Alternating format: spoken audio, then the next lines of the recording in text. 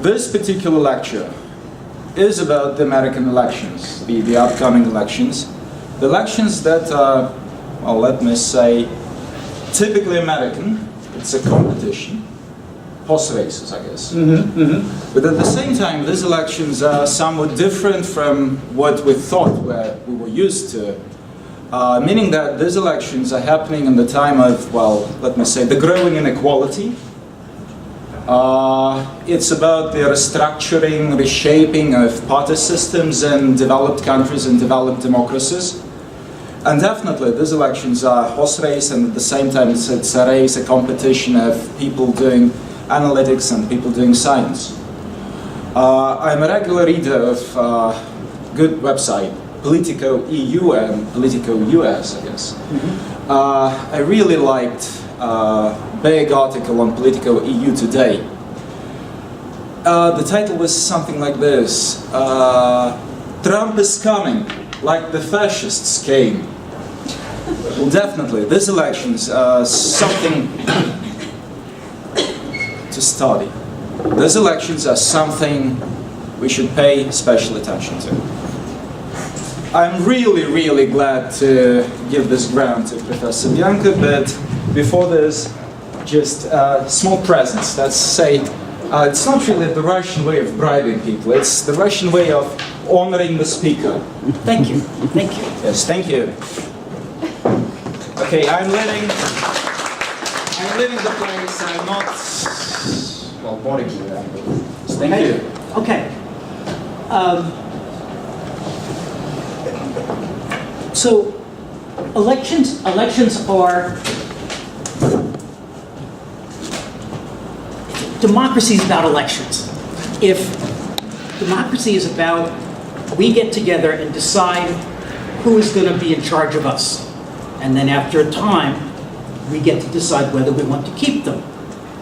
And most of the time, when we think about elections in America, we think about elections as being predictable, understandable, maybe even a little boring, because we kind of know what's going to happen. If we looked at the 2012 election between Obama and Romney, if you had asked a political scientist in January of the election year what was going to happen, they would have told you Obama will win, but not by too much. And that prediction held true all the way through. And so on the one hand, if you are an American political scientist and you study American politics, elections are endlessly wonderful because there's so much color and people say things and things happen, but they're a little boring. So this election, though, Donald Trump represents a challenge to that view. This is what Donald Trump has said in the last week. Susana Martinez is a Republican governor in New Mexico. Trump is a Republican. She is Latina, Hispanic, which is a constituency Republicans need their votes. She is head of the Republican Governors Association in the United States. She's a person of some influence. So he said she's not doing the job. He criticized her in the speech. This judge, Gonzalo Curiel, he is the judge in a court case concerning one of Trump's business ventures, a Trump University. And Trump in his speech described Gonzalo as a hater. Mitt Romney, the candidate in 2012 for the Republicans, Trump said he walks like a penguin. Elizabeth Warren, she is a Democratic senator of some reputation. And she is also, her heritage, a little bit, is Cherokee Indian. And he referred to her as Pocahontas, the Disney character and historical character. And Bill Kristol, who is a Republican neoconservative, Trump referred to him as an embarrassed loser. And Oh, and during this last week, Trump also fired one of his main campaign managers, just cause. And we look at this and we say, who is this guy? He's doing things, minute to minute, that would be regarded as insane, as just totally beyond the pale. And he keeps doing it. So this causes us to wonder about our understanding of how elections work. How did this guy become the nominee? And does he have any chance of winning the election? Because he is breaking all the rules. You do not insult leading figures in your party. Insult the judge who can order you to come to court in the middle of the campaign. You don't do that. That's wrong or not common, what Trump does. See, Mariniuk is not here, so I'll have to, maybe I can explain this. Do you know what a fairy godmother is? Yeah. Yeah, fairy godmother? Well, there's an American cartoon. We all know what fairy godmothers are? Yeah, like your protectors? So this is from a cartoon called The Fairly Odd Parents, which if you were in America, you would have watched when you were children. And the fairy godparents, they have their course, they try to help the children. But there are rules about what the fairy godmothers can do and cannot do. And the book is called The Rules. And American political scientists who've been studying elections, we have data on elections for about 70 years. We've been taking surveys of the electorate and really scientifically studying the electorate. And we have an idea of how things work. And the question is, does Donald Trump force us to throw that book away? Are the rules no longer valid? Or is Trump somehow, can we fold him in? Can we include him? So one big rule we have is from this book called The Party Decides. If you come to an American class on elections, you would read this book. It's a very well cited book. You'll see it if you read Political, they cite it a lot. And what these authors show is their argument is that the party organization, the Republicans, the Democrats, the people who are part of the party through elections, not the candidates, but the officials, the chairman of the Republican National Committee, the committeemen, the state parties, the local parties, that they play a key role in deciding who the nominee is for president. And you can see this. This is a chart of where voters are in American politics. There's a dimension, this is economic issues. If you're down here, you want a very small government, not much economic regulation. If you're over here, you want a government that regulates economic behavior. If you're down here, you're a Democrat. If you're up here, you're a Republican. This issue is social issues. Like, big social issue now in America is same-sex marriage, or it was until recently. And if you're down here, you think that same-sex marriage should be banned. And if you're up there, you think it's okay. So the Democrats are up here. And these circles are different groups of Democrats. The Republicans are down here. And the party decides argument is that the party leaders look at the candidates. And they say, well, you know, some of this is the candidates from 2012. And they look at these candidates and they say, no, no, no, no. That's too extreme. If we run one of those candidates, they will lose because they are too conservative to the American electorate. What we need is a candidate who is conservative, but not too conservative. Mitt Romney, who's closer to the Republicans. And so the party decides argument is that the party can put its thumb on the scale. They can intervene in the nomination process, and they intervene to choose somebody who can win. Not somebody they love, but somebody they can win. And that argument has worked in all of the recent American elections. It's working right now. If you look on the Democratic side, you have Clinton and Sanders. Liberal, more liberal. Liberal could win, more liberal can't. And so it's no surprise the party leaders are all coalesced around Clinton. And now Sanders, the competition is fair. The votes are counted as they are cast. There are rules and the rules are followed. But the party leaders make no secret of where their sympathies lie. And the voters follow that. That is one reason why Hillary Clinton is going to be the Democratic nominee. And you can see this. This is endorsements of Romney. And so Romney, this is over time, 1 year before the first caucus, when we start selecting our candidates, up until the convention. Romney gets all the endorsements. The party decided for Romney. That's why Romney won the nomination. Now, some of those party leaders were very conservative, and they may have preferred another candidate. They may have liked Santorum or Gingrich or Perry or one of the others. But they say, no, what we want more than anything else is to win. And that drives them towards the center. And it also says the party matters. That the voters choose between the candidates, but the parties choose who the candidates are.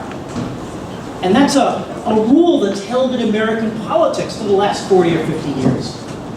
And the last time a candidate won the nomination whom the party leaders did not like was George McGovern in 1972. And McGovern lost to Richard Nixon in a landslide. That was the last time. So the party decides. That's one of our big rules. The other big rule we know about campaigns, and here I'm going to contradict Dr. Marignac a little bit, is this idea of fundamentals. That issues like inequality, or foreign policy, or social issues, they matter in American elections, but not so much.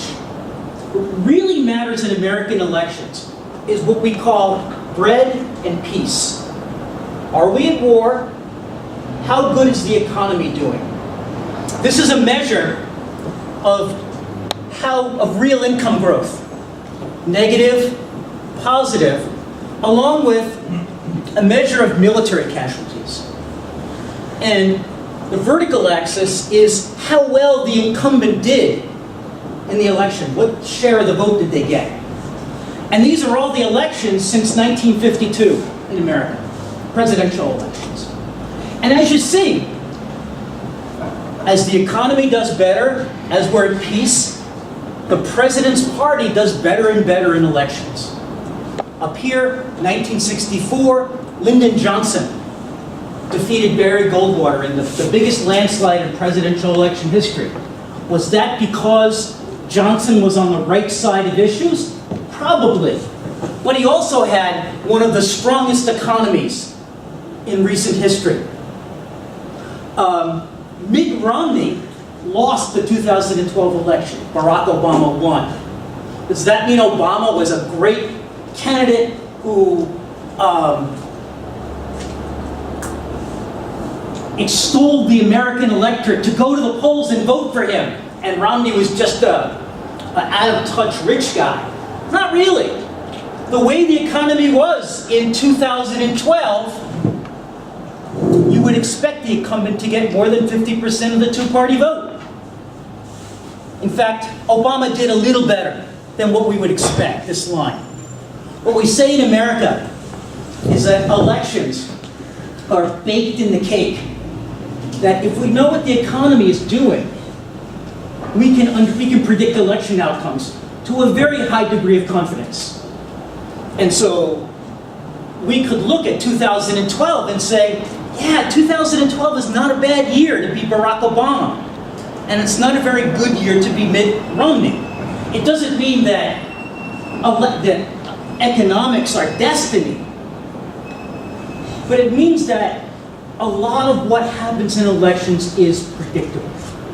So the party decides, and the economy matters. There was in 1992, Bill Clinton was running for president for the first time. His campaign manager was a guy named James Carville, and he had a poster in the office, and it was the poster of the thing everybody had to remember, and it was the economy, stupid. It's like, remember, it's the economy. It's always about the economy. And in 1988 or 1992, the economy was not doing very well, and in fact, George Bush lost. So, and just to show you, I said that the economy baked in the cake. These are the polls in 2012. All those dots are poll results of Obama versus Romney from January, the beginning of the year, to November. And what you see is that the polls between Obama and Romney were really quite stable. Obama led all the way. All of the things that happened during the campaign, the debates, the speeches, all of the, we call them gaffes, the mistakes the candidates make, the things they say that they wish they could unsay, didn't do very much to the polls. 2012 was an election American political scientists understood, because we looked at this chart and said, oh, okay, Obama should win. And all the way through the election, Obama was ahead. So I say, elections are kind of boring in a way. They're understandable. So then, though, we got this guy. And when last summer, when Trump started thinking about running, most American political scientists took one look at this and said, okay, this is a billionaire from New York, okay? He's been divorced 2 times and has a wife 20 years younger than him. No, 30. And he's gonna run for the Republican nomination, which is only the social conservatives live. Like, no, not gonna happen. Not gonna happen. And this has been and we didn't really think hard about it. It was so easy. The party decides. Why would the party want this guy? What would they think? Why would they do that thing?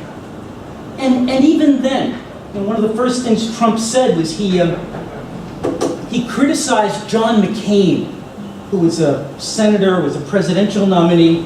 McCain was a Navy pilot in the Vietnam War and was shot down and spent 7 years in prison. His father was an admiral. McCain's father at the time was chief of naval operations, and the North Vietnamese tortured McCain, and McCain did not break, or he broke, but he's regarded as a hero. And Trump said in the summer, that he criticized McCain. He said, I like my heroes not to get captured. I said, wait a minute, how can you criticize McCain, the war hero, and be the Republican nominee? Well, he is.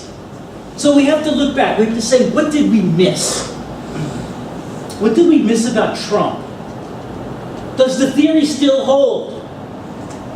And what's going to happen now? All right, so he got our attention. And this is kind of good in political science. Politics is complicated. Politics isn't easy like physics. Physics is easy. Physics, we know what's going to happen. Politics is more complicated because it's about people. And so Trump gives us a chance. We can look and think, okay, what did we miss? And how does he fit into what we know? And so here's some explanation of where this guy came from. First thing is, Trump had the advantage of running in an election where there was no clear favorite candidate.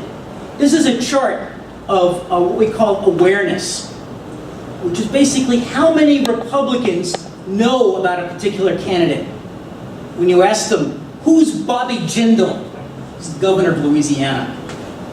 When this was taken early, only 40% of the voters knew who Bobby Jindal was.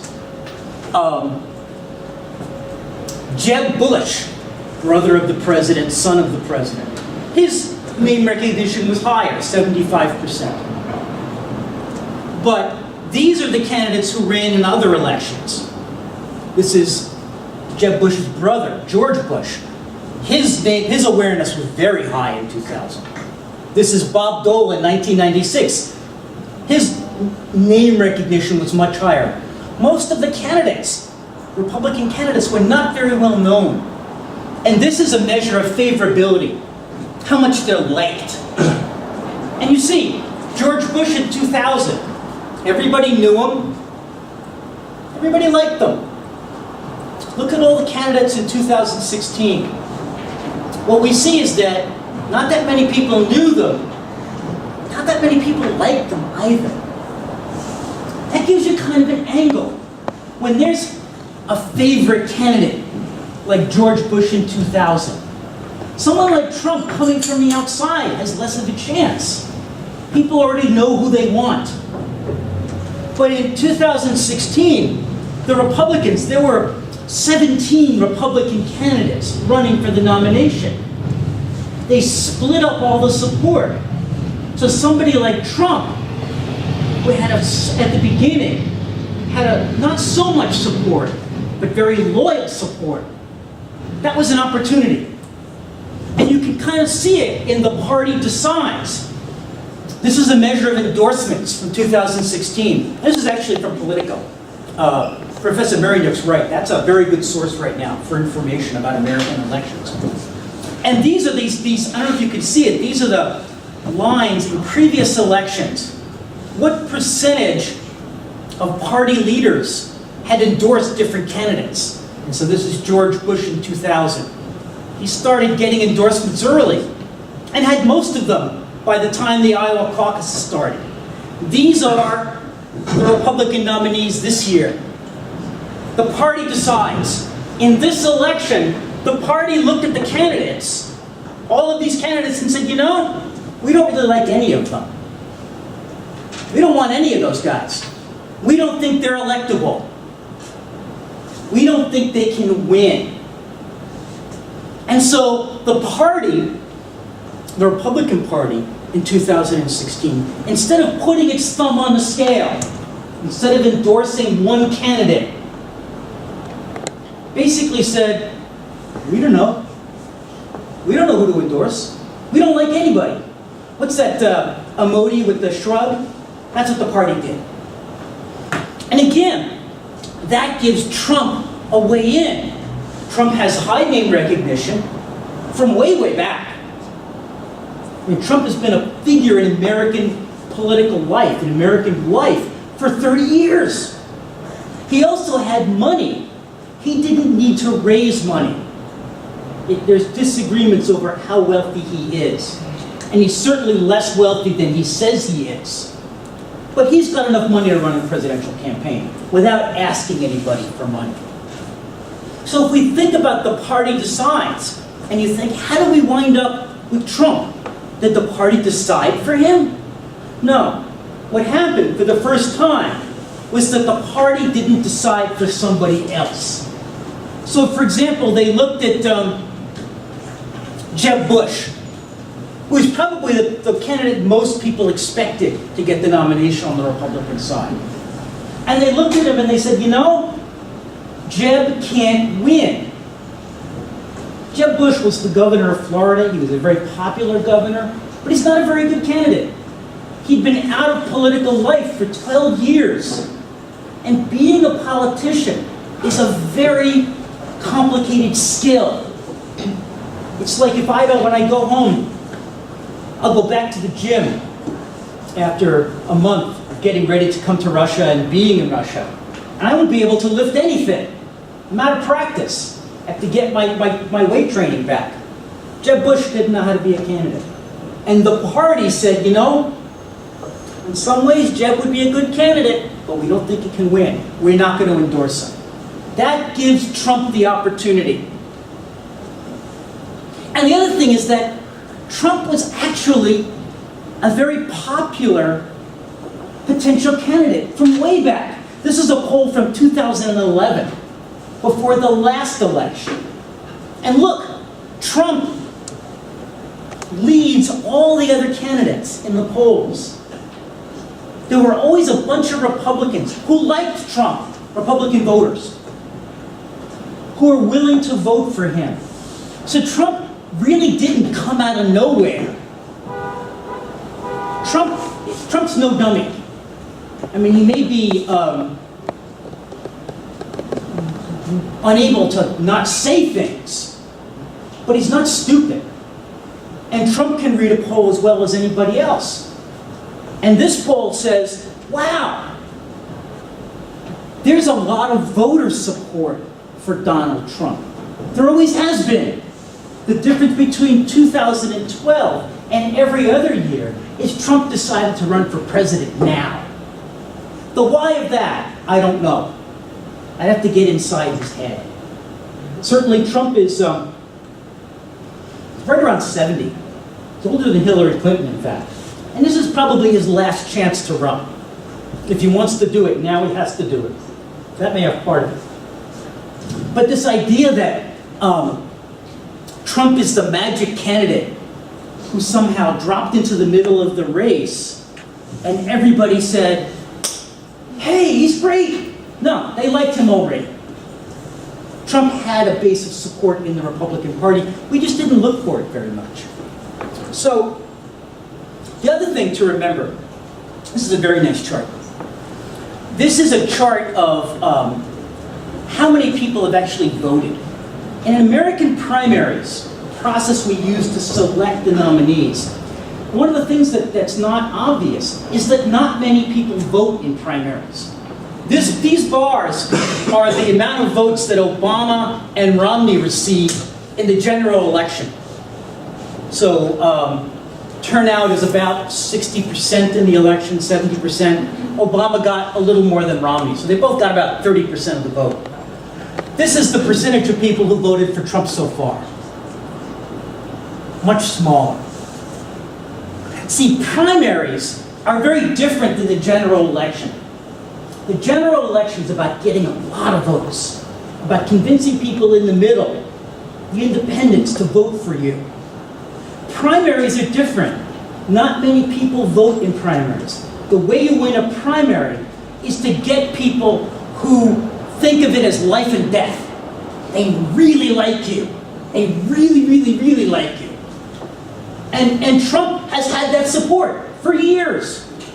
There's about a quarter of the Republican electorate thought he was terrific in 2011. Those are the people who are voting for him now.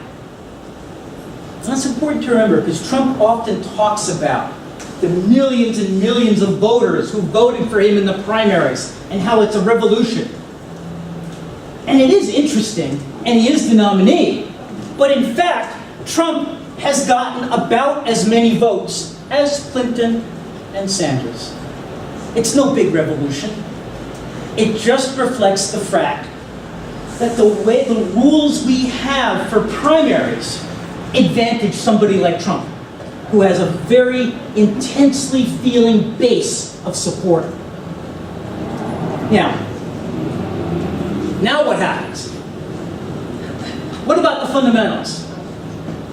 So if we look at the election, what do we see? Well, the first thing, this is some research we have. This is a measure of the days to an election from a year before to the election. And the vertical axis is how good the polls are.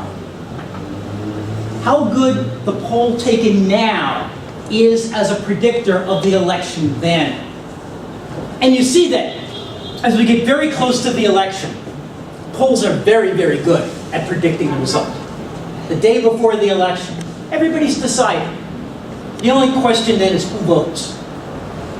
But we're, let's see, it's June. We're about 150, 200 days out from the election. At this point, the polls are not very good at predicting the outcome. So if we look right now, this is a chart, like I showed you earlier, of Clinton versus Trump. And it's the percentage of people who support Trump and the percentage who support Clinton. And right now, those polls are pretty tight. Clinton, and if you take the average of all the polls, Clinton has a narrow lead. Don't believe the polls. The polls right now don't mean much. One of the things we know about public opinion, in America certainly, and I think everywhere, is public opinion. When we ask people survey questions, the results are worth about as much as we pay for them, and we pay nothing for them. We just ask people, what do you think? And they say, well, I don't know, I guess I like Clinton, or I like Trump, or whatever. But it's just kind of off the top of their head. And we know that a lot of it depends on what they've heard or thought or seen in the last 24 hours. Now, as we get closer to the elections, those responses, what voters tell us, are more and more considered, or at least more and more likely to be stable. But right now, one of the things that's happening in press coverage is that people are looking here and they're saying, oh my God, Clinton is losing support, Trump is gaining support. And they take these two lines and they trend them forward to the election and they say, Trump is going to win with 86% of the vote. No. Well, right now the polls are entertainment. It would be very, very difficult for a media representative to say, well, you know, right now the polls aren't very interesting, so we're not going to report on them. I mean, they can't do that. So they report on them, but we don't believe them right now. We know that polls taken at this point in the campaign don't tell us too much. So we have to look at the fundamentals. What do the fundamentals tell us about this election? Well, the first thing we look at is partisanship. We know that when Americans decide between candidates, one of the big factors is their party identification. Party identification. Are you a Republican or are you a Democrat? It is formed early in life. By the time you're 18 in America, you think of yourself as a Republican or a Democrat. Sometimes stronger, sometimes weaker. And that identity doesn't change very much and is a very strong predictor of your vote. And what we see now is the parties are fairly well balanced. Democrats have a slight advantage in identifiers. It's balanced off by the fact that turnout among Democrats is usually a little lower than among Republicans. And this, by the way, shows no sign of change. So there's no sign that Trump is bringing in Democrats to become Republicans. If he is, the data doesn't show it yet. And at this point, there's an awful lot of political scientists following this election. If there was a revolution, we'd see it. We'd know about it. So the parties are evenly divided. The economy finally looks good in America. This is a chart of what we call the Great Recession. And it says, what's happened to employment since the start of the recession? And this is 2007. And what you see is total employment, actually by the time I was here in Russia, was down 6% from 2007. And it's taken 7 years to go back to zero. But that was the deepest recession. These are other recessions in America. This was the deepest recession in America since the Great Depression. It was bad. And the economy is finally recovering now. So the economy is actually pretty good. That helps the Democrats. You saw that chart, the fundamentals. When the economy is good, people keep the party in power in power. It's a good year to be a Democrat. It's a bad year to be a Republican. And you say, well, can't Trump argue against this and say the economy's not so good? Or call Clinton, I guess he calls her Crooked Hillary. That's his name for her. Is that going to change things? Well, it's possible. But remember what Carville said. The economy, stupid. The economy makes a big difference in how people vote. So that's there. The demographics favor Democrats. Demographics are what's the characteristics of the population. And one of the things that's happening in America right now, it's really quite fascinating, is the white population is increasing a little, but the Hispanic and Asian populations in America are expanding much, much more rapidly. And those are reliable Democratic constituencies, particularly against Trump. You know, Trump's big signature issue, the thing he always talks about, is we have to build a wall between the United States and Mexico to stop illegal immigration. And, I mean, it's a silly idea. You build a 20-foot wall. As they say, all you're doing is getting a bonus for the companies that manufacture 22-foot ladders. And if you build a 22-foot wall, it's the guys who have the 24-foot ladders who do good. Now, that argument helps Trump with some Republican constituencies. In immigration, there are winners and there are losers. Immigrants do displace some American workers from jobs. And Trump has done very well in the primaries, pushing a strong anti-immigrant message. We're going to build the wall, and the Mexicans are going to pay for it. Maybe. But in the general election, imagine a candidate who has, throughout the campaign, insulted immigrants, criticized immigrants who have risen to high places, the governor of New Mexico, that judge. And that group that you've spent the whole campaign insulting is the fastest growing voting group in the American electorate. That can't be good. That maybe there's some secret plan here, but I'm not seeing it. If I wanted to win an election, I would not make it my primary strategy to insult the people who I want to vote for me. That's what Trump's doing. It's not huge because there's not that many. There's a lot more white voters in America than Hispanic voters. But the election's going to be close.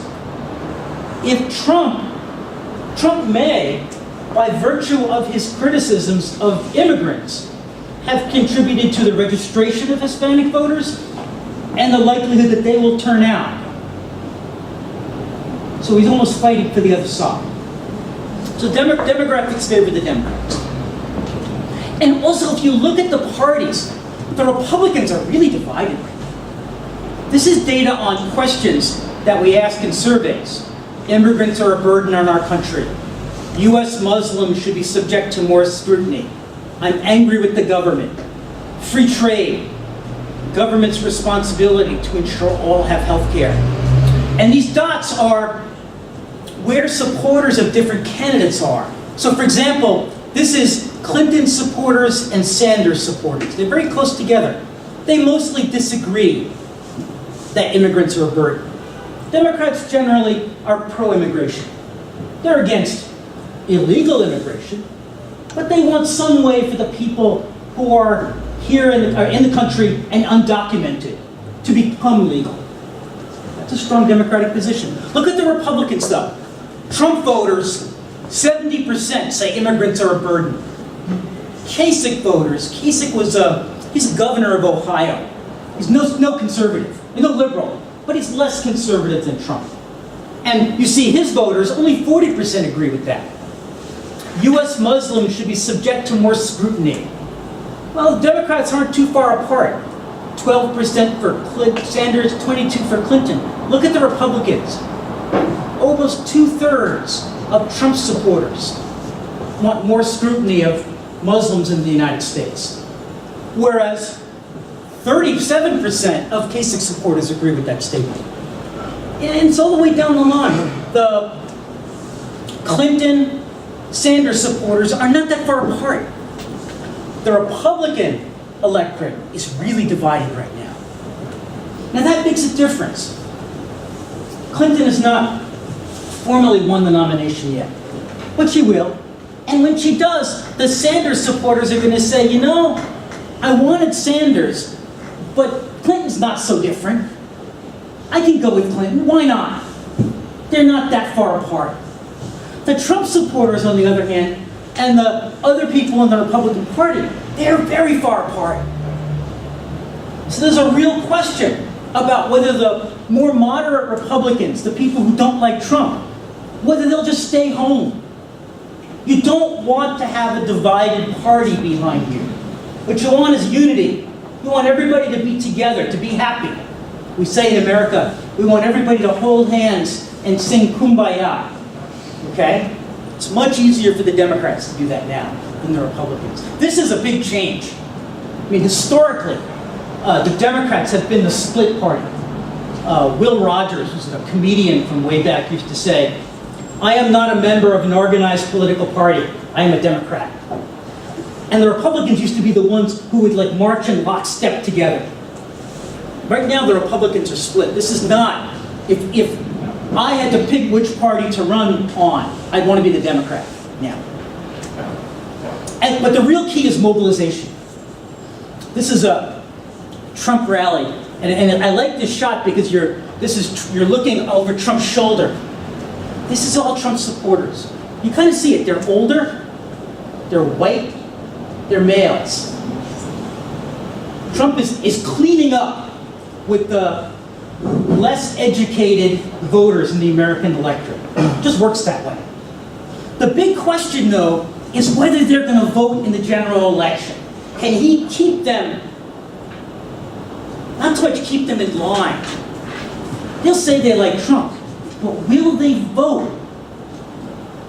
That's the big question. You know, Trump's got this one problem, convincing the Kasich supporters to vote for him. But you know, even all the people who come out to his rallies, they've got to be willing to go to the polls on the first Tuesday after the first Monday in November, actually vote. You know, in a way, the horse race of American politics is about all this, what the candidates said, what they did, and who likes who. But the real question in American politics, one of the real questions, is mobilization. Can you get your supporters out to the polls? On election day, I'm a registered independent in American politics. That's because I study politicians, and I want them all to like me. So I don't work for candidates. I don't give money to candidates. And I don't register for a party. That's protective coloration. I want to be able to talk to all of them. But on election day, I will get half a dozen phone calls from the campaigns asking me if I voted. Are you going to vote? Do you need a ride to the polling station? Do you know where your polling station is? Can we give you babysitting, childcare, to make sure that you vote?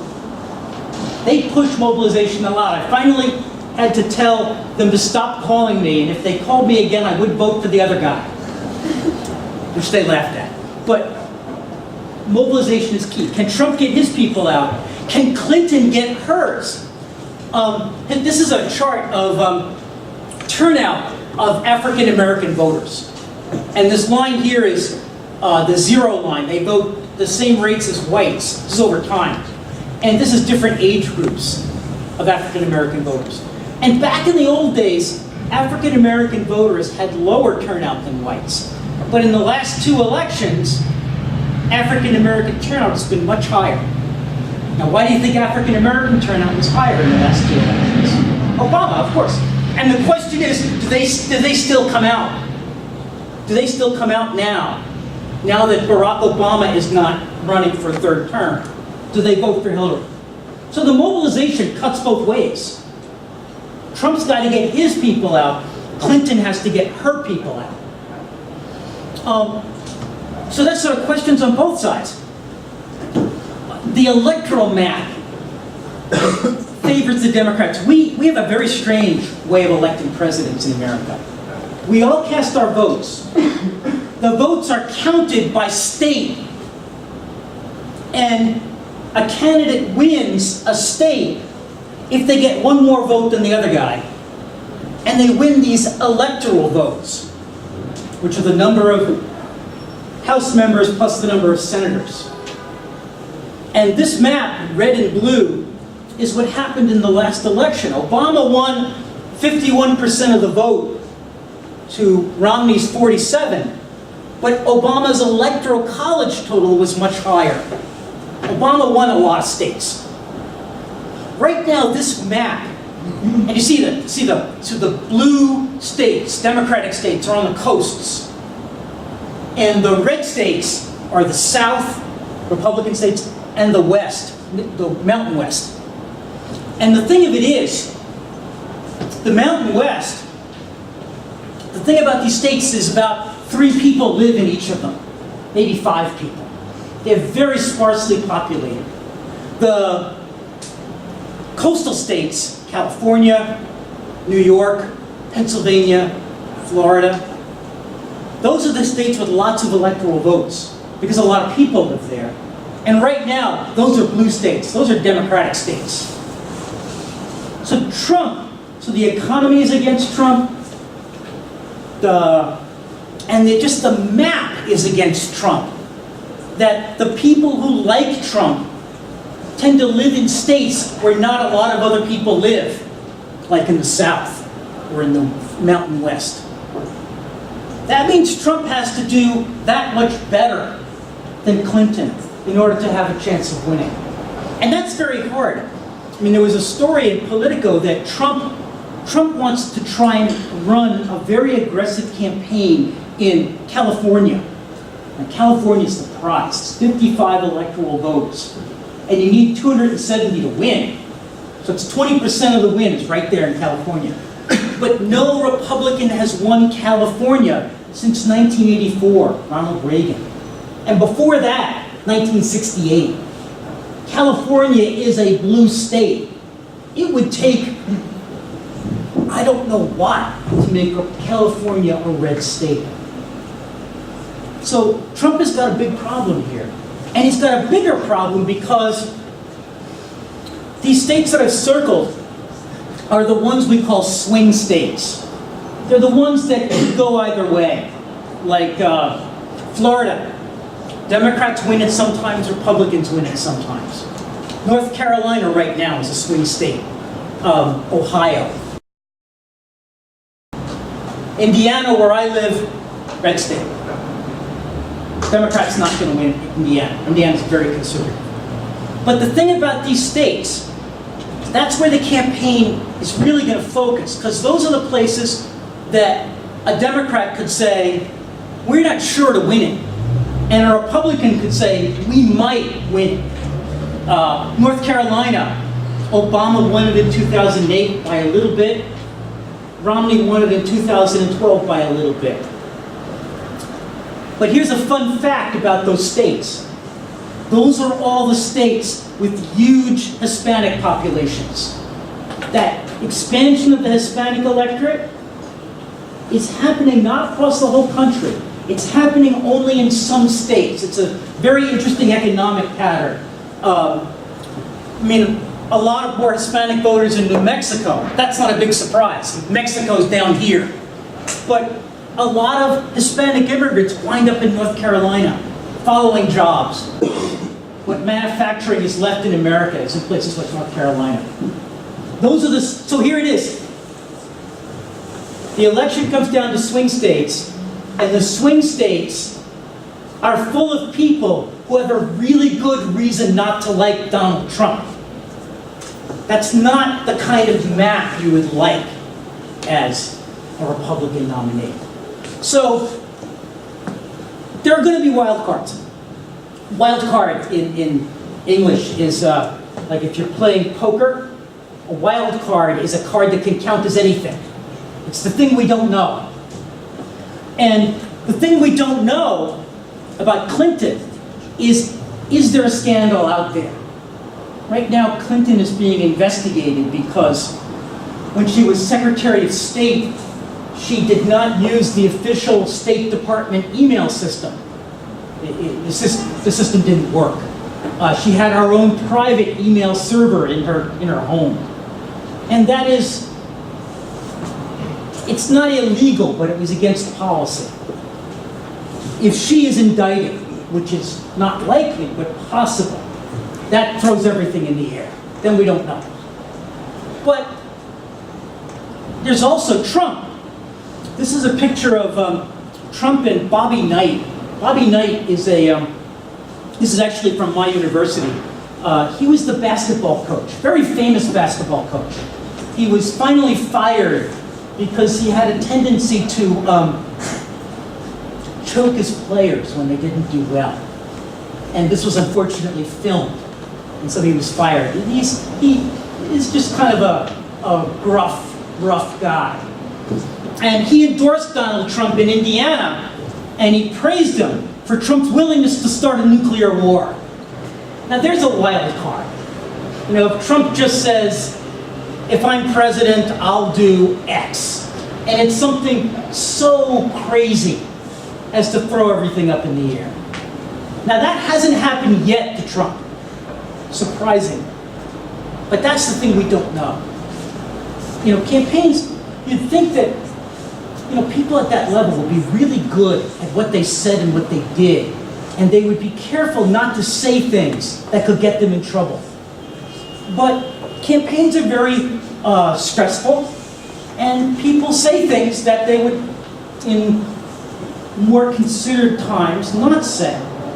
And that could get Trump in big trouble in this campaign. Hasn't happened yet. So, to put it all together, this is a picture of inauguration. So the president has just been sworn in and is giving the speech, and that's the mall in the Capitol. So this is looking out at the crowd. And if you, as they say in America, if you put a gun to my head and you ask me what's going to happen, Hillary Clinton stands there in January. That's my guess. But most academics in America, we're rather dull and boring people, and we don't bet on things. And that's a good thing in this case, because I would not want to bet on that election outcome. It's going to be interesting to watch. And so, what would you like to know, besides what I told you? Very simple question. Why Kasich is at so little support? Like, he's, you said about, like, from political economy, the middle voter, and I think that's who he is. Because the median voter doesn't vote in the primaries. And he came in he started out late in the primaries. He started his campaign late. And there were a lot of people in the primaries who were like Kasich. And they divided up the votes. And this is just a year. I mean, the primary electorates, the people who vote in the primaries and caucuses, change over elections. This was not Kasich's year. You know, just as it was Obama's year in 2008. But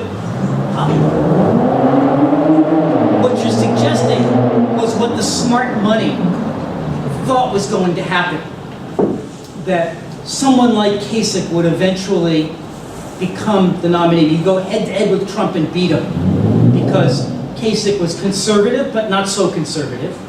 He'd been a member of Congress for a long time. He was governor of Ohio, popular governor of Ohio. And that's a swing state. It'd be nice to have Kasich run for president to win Ohio. That was the bet to make. But so you think, like, in any other election, he would have most voters and more votes? It's more like, if we have the rule about how it should work, what's the one thing that could happen to make it not work? Well, you'd want a candidate who's an outsider, because people don't like what democracy basically guarantees that most people are going to be angry with what happens. Because the country is very diverse, outcomes are in the center, and unless you're sitting on top of the center, you're going to be upset with what happens. People are mad. That's an always thing. It's not just now. So an outsider who says, I'm not part of Washington, someone who has very, very high name recognition from outside, and someone who could self-fund. Trump is what we call the perfect storm. Like, if there was going to be an exception to the rule, it would be somebody like him. And in that sense, Kasich picked the wrong year to run for presidency. Yeah. But the thing about Trump is that we've never seen that exception before.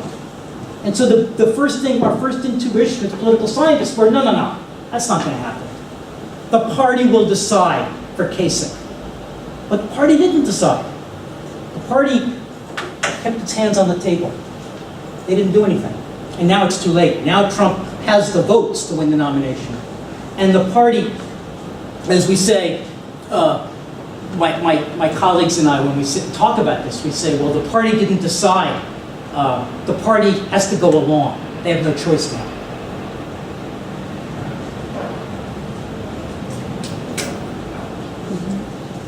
Anybody else?